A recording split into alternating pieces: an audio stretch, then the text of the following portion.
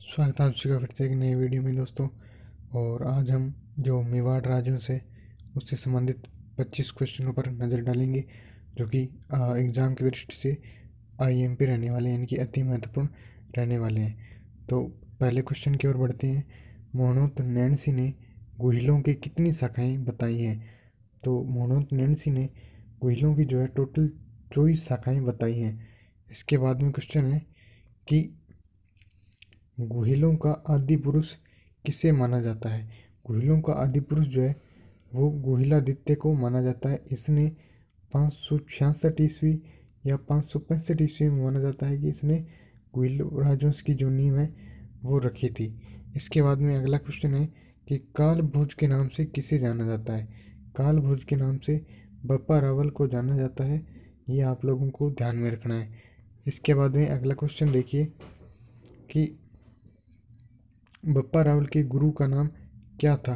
बप्पा रावल के गुरु का नाम हरित ऋषि था। ऐसा माना जाता है कि बप्पा रावल जो है वो हरित ऋषि की गायें चराता था। ठीक है, तो बप्पा रावल के गुरु का नाम हरित ऋषि है।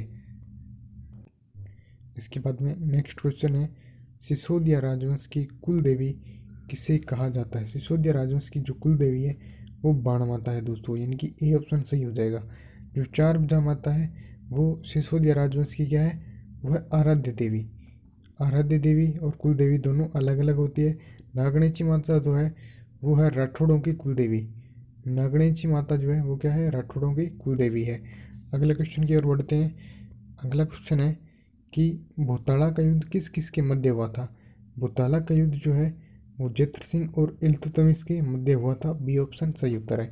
हमीर रायण ग्रंथ किसकी रचना है? जो हमीर रायण ग्रंथ है वो किसके द्वारा रचित किया गया है?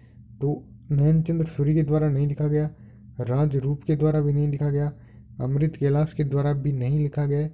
तो इसका सही उत्तर हो जाएगा गौड़व व्यास। आगे क्वेश्चन है कि मेवाड़ चित्रकला का स्वर्ण काल किसका काल माना जाता है? मेवाड़ चित्रकला का स्वर्ण काल जो है वो जगत सिंह प्रथम का काल माना जाता है। तो इसका सही उत्तर जो है वो डी सही उत्तर हो जाएगा। इसके बाद में है कि चित्तौड़ का प्रथम शाखा कब हुआ था? चित्तौड़ का प्रथम शाखा जो पद्मनी और रावल रतन सिंह और अलाउद्दीन खिलजी जो संबंध रखता है वो 1303 में हुआ था। ठीक है दोस्तों, वही चित्तौड़ का प्रथम शाखा था, वही मेवाड़ राजवंश का प्रथम शाखा माना जाता है।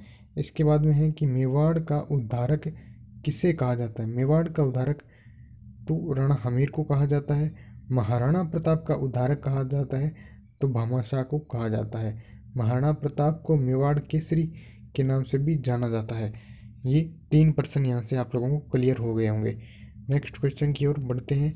नेक्स्ट क्वेश्चन कह रहा है कि मारवाड़ की हंसाबाई का विवाह मेवाड़ के किस शासक के साथ हुआ था? इनकी मारवाड़ की जो हंसाबाई थी, इनकी मारवाड़ की हंसाबाई मारवाड़ के शासक मारवाड़ का जो शासक था रणमल, उसकी बहन थी।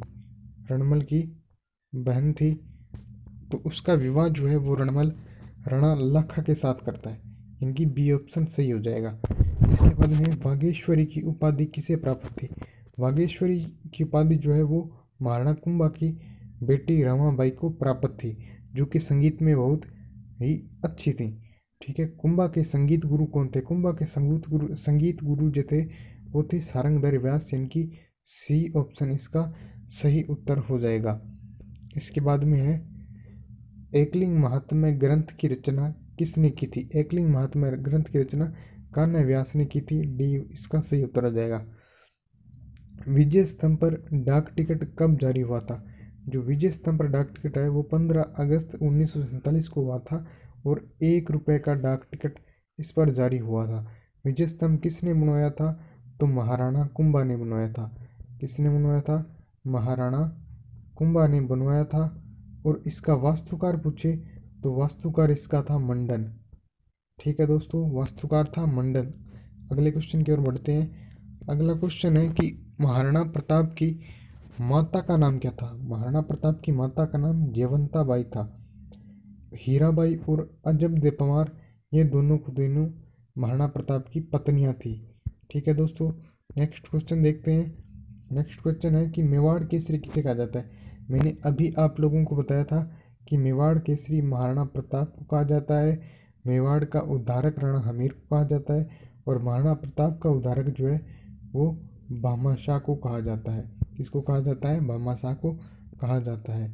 अगला क्वेश्चन देखिए कि अकबर के हाथी का नाम क्या था? ठीक है, अकबर के हाथी का नाम हवाई था, यानी कि इसका सही उत्तर डी उत्तर हो जाएगा। और आप लोगों को बता दूं कि मर्दाना जो हाथी था वो अकबर के जो सेनापति थे मान सिंह, उसके हाथी का नाम मर्दाना था।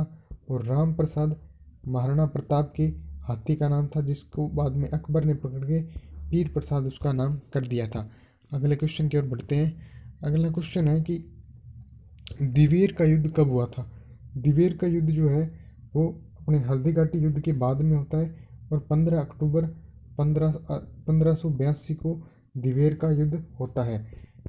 इसके बाद में नेक्स्ट क्वेश्चन पढ़ते हैं कि चावंड चित्रकला का उद्भव किस शासन के काल में हुआ था? जो चावंड चित्रकला से लिए वो महाराणा प्रताप के समय उद्भव हुई मानी जाती है। इसके बाद में नेक्स्ट क्वेश्चन देखते हैं। ये आखिरी स्लाइड है दोस्तों अपनी। तो मेवाड़ की आंख किस महल को कहा जाता है? मेवाड़ की आंख जो है वो कटारगढ़ दुर्ग को कहा जाता है, जो कि कुंभलगढ़ दुर्ग के अंदर स्थित है। इसके बाद में नेक्स्ट क्वेश्चन देखते हैं। नेक्स्ट क्वेश्चन कह रहा है कि खानवा का युद्ध कब हुआ था? खानवा का युद्ध कब हुआ था? तो ये दोस्तों 17 मार्च 1527 को खानवा का युद्ध होता है, बाबर और महाराणा सांगा के बीच में। महाराणा सांगा के बीच में ये खानवा का युद्ध होता है। इसके बाद में है कि खानवा के युद्ध में सांगा का बीकानेर की तरफ से साथ देने के लिए कौन आया था? राव बीका आए थे, श्यामलदास जी आए थे, राव जेत सिंह आए थे, या कल्याणमल आए थे? तो दोस्तों उस समय जो बीकानेर में शासक था वो था राव जेत सिंह, और राव जेत सिंह ने कल्याणमल को भेजा था खानवा के युद्ध में बीकानेर की तरफ से। इसके बाद में नेक्स्ट क्वेश्चन देखते हैं कि उदय सिंह ने उदयपुर कब बसाया था? उदय सिंह ने उदयपुर 1559 में बसाया था, कि डी उत्तर सही हो जाएगा। इसके अंदर 3 ऑप्शन और दिए हुए हैं। तो 1459 में राव जोधा ने जोधपुर नगर बसाया, या जोधपुर में मेहरानगढ़ दुर्ग भी बनवाया था। ठीक है दोस्तों, ये आप लोगों को ध्यान में रखना है। तो मिलते हैं अगले वीडियो में।